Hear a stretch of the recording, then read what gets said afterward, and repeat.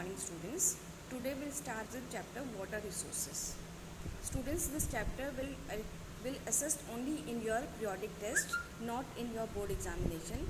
But the map of this question will come in your board examination. So we should study this chapter as chapter is important from the map point of view. So you can see the water, the drops of water in this slide.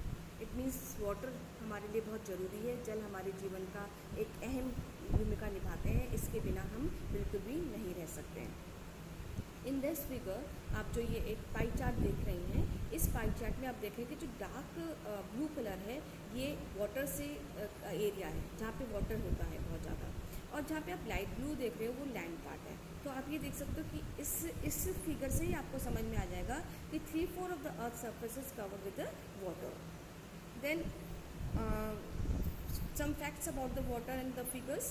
Out of 100% of water, 96.5% of total volume of world's water is slime. ठीक है. Then 2.5 water is fresh water. 70% of fresh water occurs as ice sheet and the glaciers, and 29% as the groundwater. Then India get 4% of global precipitation. Then what is precipitation? Hindi में हम इसको वर्षण बोलते हैं. It can be in the form of the heavy rain. It can be form in the ओला जानते हैं, ओले जो पड़ते हैं वर्षा में, वो भी precipitation का फॉर्म है. Snow is also the form of precipitation. ठीक है.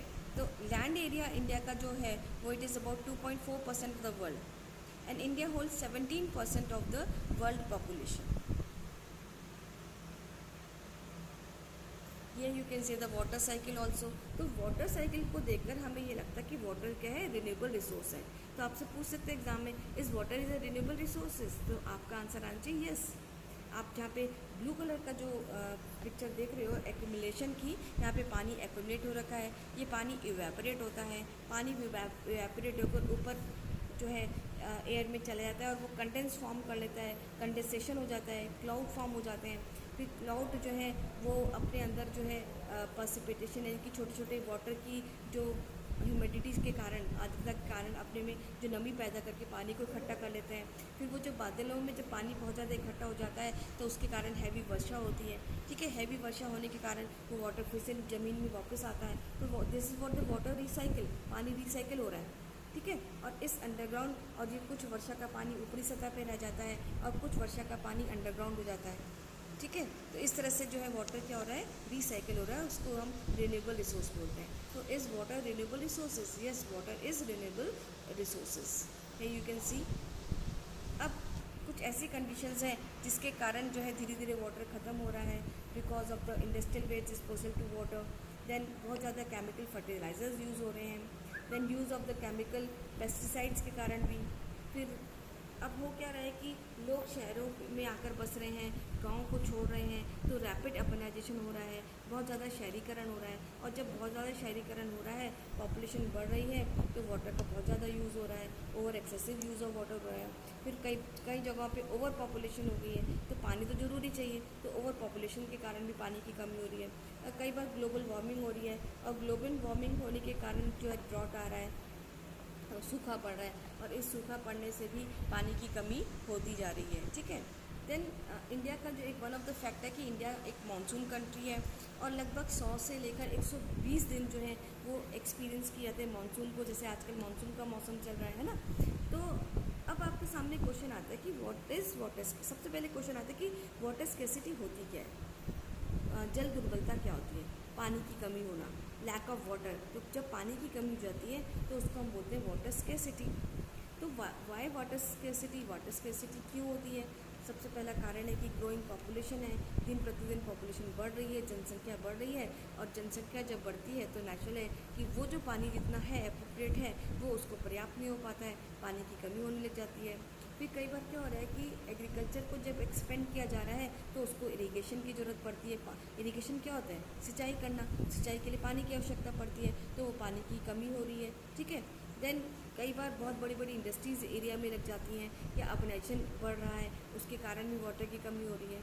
हाइड्रो इलेक्ट्रिसिटी पावर भी जनरेशन हो रही है ना. तो जिससे कि भाई पानी ही तो यूज़ हो रहा है उसमें, तो जब पानी यूज़ हो रहा है इसका मतलब क्या हो गया, हाइड्रो इलेक्ट्रिसिटी पावर जनरेशन के कारण भी क्या हो रहा है, पानी की क्या हो रही है, कमी हो रही है. Is it clear? देन हम ये पढ़ेंगे कि इंडिया में लगभग 10360 यानी कि 10,360 छोटी और बड़ी नदियाँ हैं। और Mawsynram is the wettest place in the world. इससे पहले ये वो एरिया जहाँ सबसे ज़्यादा वर्षा पड़ती है, ठीक है। और इससे पहले कौन सा था, चेरापूंजी इन मेघालय, है ना। और water is sufficiently available but the quality, भाई कई जगहों पे पानी तो है लेकिन उसकी क्वालिटी बहुत ख़राब है, वो पीने योग्य नहीं है। और पीने योग्य क्यों नहीं है, क्या रीज़न है कि बैड क्वालिटी ऑफ वाटर है? उसका रीज़न है कि केमिकल पेस्टिसाइड्स हैं, फर्टिलाइजर्स हैं, जिससे कि पानी क्या हो रहा है, दूषित हो रहा है। या कई बार क्या होता है कि डोमेस्टिक और जो इंडस्ट्रियल वेस्ट है वो पानी में जा रहा है, लगातार जा रहा है, तो इससे क्या हो रहा है, पानी क्या हो रहा है, पॉल्यूटेड हो रहा है, पानी क्या हो रहा है, ख़राब हो रहा है ना। देन अब हमको क्वेश्चन ये होता है कि why water resources needed to be conserve. Water resources को कंजर्व करने की ज़रूरत क्यों पड़ती है, ताकि to ensure the healthy life, to ensure the food security, for the continuation of our livelihood, then to prevent the degradation of ecosystem. इन सब के लिए पानी को बचाना बहुत बहुत ज़रूरी है ना। पानी अगर ख़त्म हो गया तो समझ लीजिए कि हमारी जीवन ही ख़त्म हो जाएगा। इसलिए इस पानी को हमें बचाना बहुत ज़रूरी है। तो आप ये अपने घरों में भी एप्लीकेबल कर सकते हो बच्चों। वर्षा के पानी को इकट्ठा किया जा सकता है, या सपोज तुम्हारे घरों में आजकल आरओ लगा होगा तो उस आरओ के पानी को भी इकट्ठा करके उसको रीयूज़ किया जा सकता है। उसको पोछे में मम्मी यूज़ कर सकती है, गार्डनिंग में उस पानी को यूज़। तो रीयूज़ ऑफ वाटर बहुत ज़्यादा ज़रूरी हो गया, उसको बचाना बहुत ज़रूरी हो गया, क्योंकि आज की डेट में धीरे धीरे वाटर क्या हो रहा है, ख़त्म हो रहा है। और हमारे कुछ एंशिएंट टाइम से भी कुछ हमारे जो राजा महाराजा थे उन्होंने भी पानी को कंजर्व करने की कोशिश की है। तो आप ये देख सकते हो कि एक कलनाई जगह है, टैंक है जो ग्रैंड एंटिकट है, एक बहुत बड़ा तालाब जैसा समझ लीजिए आप, जो कि रिवर कावेरी पर बिल्ट अप है। और ये चोला राजाओं के द्वारा करिकला में बनाया गया था 2nd सेंचुरी में। It is the oldest water regulator structure in the world. सबसे पुराना जो है ये वाटर रेगुलेटर स्ट्रक्चर है, ठीक है। देन यू कैन सी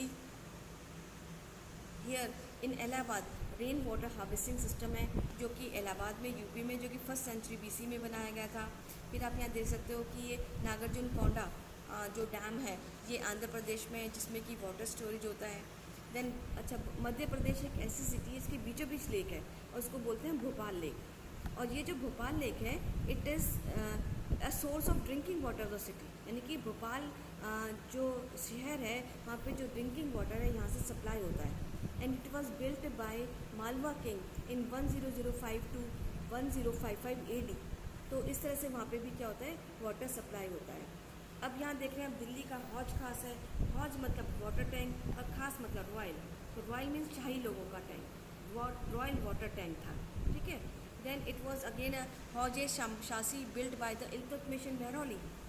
ये दूसरा टैंक है, तालाब है, हौज है, जो कि शामशी इल्तुतमिश के द्वारा बनवाया गया था। देन अगरसेन जो है वो अग्रवाल कम्युनिटी को बिलोंग करते हैं। महाराजा अग्रसेन जी ने ये एक 14th सेंचुरी में इसको बनवाया था, जिसको हम बौली बोलते हैं, जहाँ पे पानी इकट्ठा किया जाता था। तो ये अग्रवाल समाज के लिए ये महाराजा अग्रसेन के द्वारा बनवाया गया था। तो these were some steps which was taken by our kings, और दीज आर नाउ हमारी एंशेंट हेरिटेज भी है, जो आज की डेट में हमें जो है इसका अभी भी यूज़ हो रहा है। Then you can see the dams, water dams.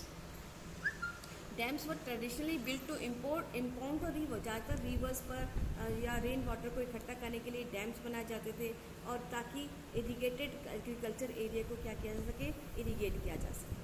लेकिन आज के जो मॉडर्न डैम्स है ना, वो केवल एक चीज़ के लिए यूज़ नहीं हो रहे बच्चों। It is using for different types, for different uses. For example irrigation purpose के लिए, है ना। सबसे पहले तो इरिगेशन पर्पस, कृषि बहुत बढ़ गई है तो उसके लिए सिंचाई की आवश्यकता पड़ती है, तो पानी की ज़रूरत पड़ती है। उसके लिए क्या बनाए जा रहे हैं, डैम्स बनाए जा रहे हैं। फिर इलेक्ट्रिसिटी, बिजली की कमी हो रही है तो इलेक्ट्रिसिटी जनरेशन के लिए पानी की ज़रूरत है, तो नेचुरली कि पानी स्टोर कहाँ किया जाएगा, डैम्स में किया जाएगा। फिर डोमेस्टिक एंड इंडस्ट्रियल यूज़ के लिए भी डैम्स बनाए जा रहे हैं। फिर फ्लड कंट्रोल करने के लिए भी डैम्स को बनाया जा रहा है। फिर रिक्रिएशन के लिए, इनलैंड एंड नेविगेशन के लिए, फिर फिश ब्रीडिंग के लिए भी क्या किया जा रहा है, डैम्स को बनाया जा रहा है। Here you can say the biggest dam in India, सबसे बड़ा डैम है जो भागीरथी रिवर पे है, ठीक है। तो ये आपका बहुत इंपॉर्टेंट पॉइंट है। ये जो टिहरी डैम आपको शो हो रहा है ये आपके मैप पे लोकेट करने को भी एग्जाम में आ सकता है, मैप क्वेश्चन तो आपका आना ही है, ठीक है। Then this is the highest dam in India, Bhakra dam on Sutlej river, ठीक है, सबसे ऊंचा है और इसको मैंने देखा भी है, बहुत ही बड़ा डैम है, ये ऊंचा डैम है। Then here you can see the next dam, that is the longest dam in India, सबसे लंबा जो डैम है वो कौन सा डैम है, Hirakud dam on the Mahanadi river. तो बच्चों आज के लिए इतना ही है इस टॉपिक में, कल हम पढ़ेंगे multipurpose river valley project. Thank you so much.